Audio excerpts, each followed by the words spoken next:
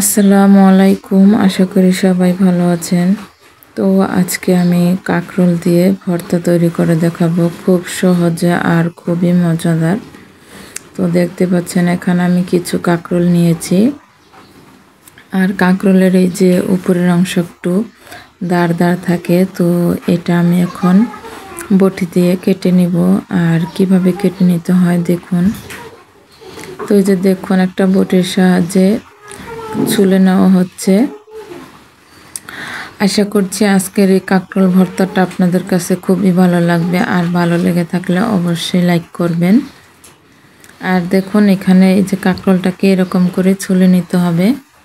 কাঁকরোলের উপরে যে একটা দানা দানা থাকে, তো সেটাই কেটে নিচ্ছি বটি দিয়ে। আর এরকম করে কিন্তু কেটে নিতে হবে।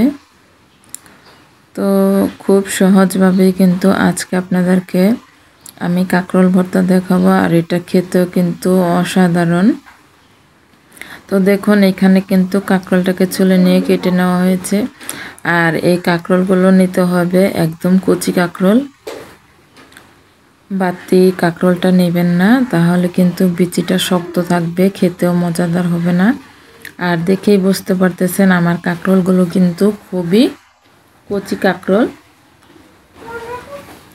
তো দেখুন এখানে কিন্তু সবগুলো কাঁকরোলই কেটে নিয়েছি একইভাবে। তো এখন এই কাঁকরোলগুলোকে ধুয়ে নিব ভালো করে। তো এখানে অল্প একটু পানি দিয়ে এখন কিন্তু কাঁকরোলগুলোকে ধুয়ে নিচ্ছি। আর এই কাঁকরোলটাকে আমি ভালো করে ধুয়ে নিব, আপনারাও ভালো করে ধুয়ে নেবেন। কাঁকরোলগুলোকে আমি এখন ভালো করে একটু ধুয়ে নিচ্ছি। তো ধুয়ে নেওয়ার হয়ে গেলে আমি তারপরে দিয়ে দিব চুলাতে সিদ্ধ। তো দেখতে পাচ্ছেন আমি কিন্তু ভালো করে ধুয়ে নিচ্ছি। আর অবশ্যই কমেন্টে জানাবেন আমার এই কাঁকরোল রেসিপিটা আপনাদের কাছে কীরকম লেগেছে।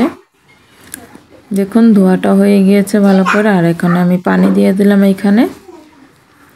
এখন চুলায় বসিয়ে দিয়েছি, ভালো করে সিদ্ধ হয়ে যাওয়ার পরে তারপরে কিন্তু ভর্তাটা তৈরি করতে হবে।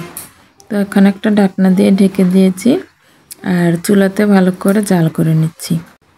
আর হলো এই কাঁকরোল ভর্তা খেতে কে কে পছন্দ করেন অবশ্যই কিন্তু কমেন্টে জানাবেন।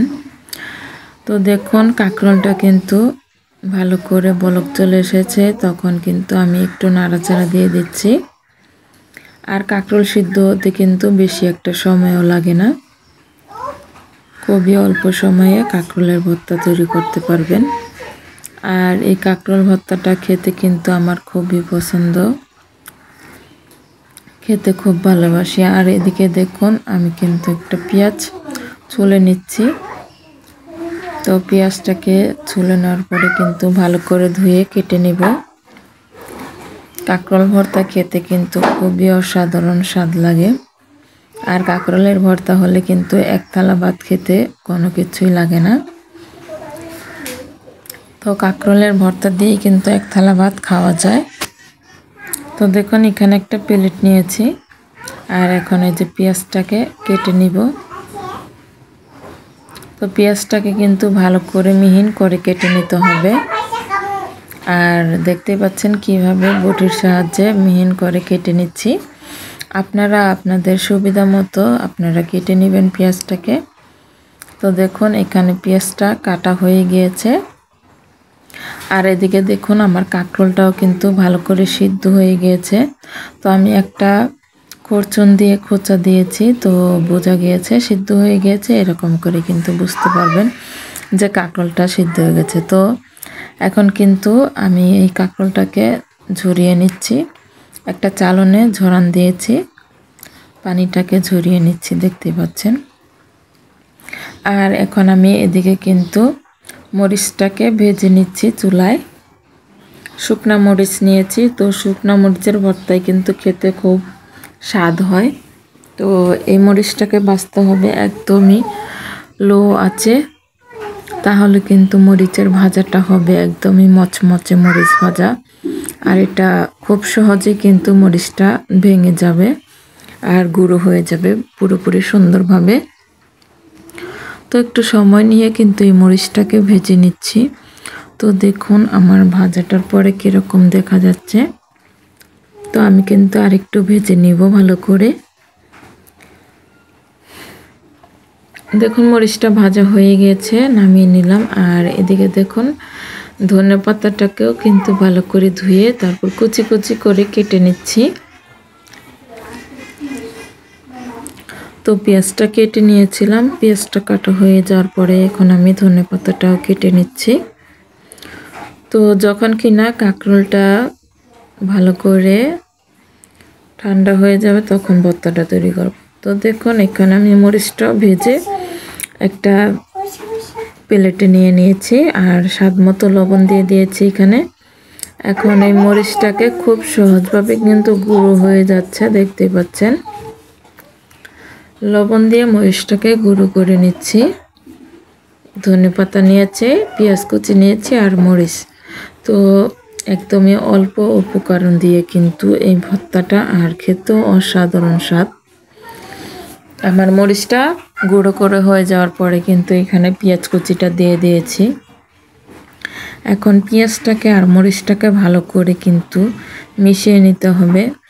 আর মরিচটা আর পেঁয়াজটা কিন্তু আমি ডলে নিচ্ছি হাত দিয়ে ভালো করে।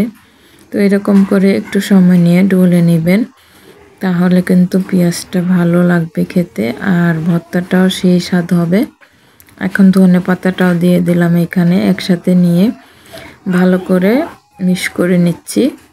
এখন যারা আমাদের চ্যানেলে নতুন আছেন অবশ্যই চ্যানেলটিকে সাবস্ক্রাইব করে পাশে থাকবেন নতুন নতুন রেসিপি পাওয়ার জন্য। আর এখানে আমি পরিমাণ মতো তেল দিয়ে দিচ্ছি, সরষের তেল। তো সরিষার তেলটা দিয়ে কিন্তু ভালো করে এখন মিশিয়ে নিচ্ছি। তো এরকম করে একটু মিশিয়ে নেবেন। আর কাঁকরোলটা কিন্তু আমার ঠান্ডা হয়ে গিয়েছে, গরম নাই, অল্প গরম আছে। তো এখন আমি কাঁকরোলটাকে ভালো করে ম্যাশ করে নিচ্ছি হাত দিয়ে, দেখতে পাচ্ছেন। এরকম করে কিন্তু কাঁকরোল ভর্তাটা একদিন হলেও বানিয়ে খেয়ে দেখবেন, খেতে কিন্তু খুবই মজাদার হবে। এই কাঁকরোল ভর্তাটা না খেলে কিন্তু বুঝতে পারবেন না এই কাঁকরোল ভর্তাটা খেতে যে কতটা মজাদার হয়েছে। তো দেখতে পাচ্ছেন আমি হাত দিয়ে কি সুন্দর করে ম্যাশ করে নিলাম। তখন ভালো করে একসাথে মিশিয়ে নিচ্ছি। খুবই অল্প উপকরণে কিন্তু আপনাদেরকে আমি কাঁকরোল ভর্তা দেখিয়েছি। কাঁকরোল ভর্তা দেখেই বুঝতে পারতেছেন যে এটা কতটা খেতে মজাদার হবে। তো গরম ভাতের সাথে কাঁকরোল ভর্তা কিন্তু সেই জমে যায়। তো দেখুন আমার কিন্তু এখানে কাঁকরোল ভর্তাটা বানানো হয়ে গিয়েছে আর দেখেই বুঝতে পারতেছেন কতটা মজাদার হয়েছে কাঁকরোল ভর্তাটা। তো সবাই ভালো থাকবেন, সুস্থ থাকবেন। আবার দেখা হবে একটা নতুন রেসিপি নিয়ে। আল্লাহ হাফেজ।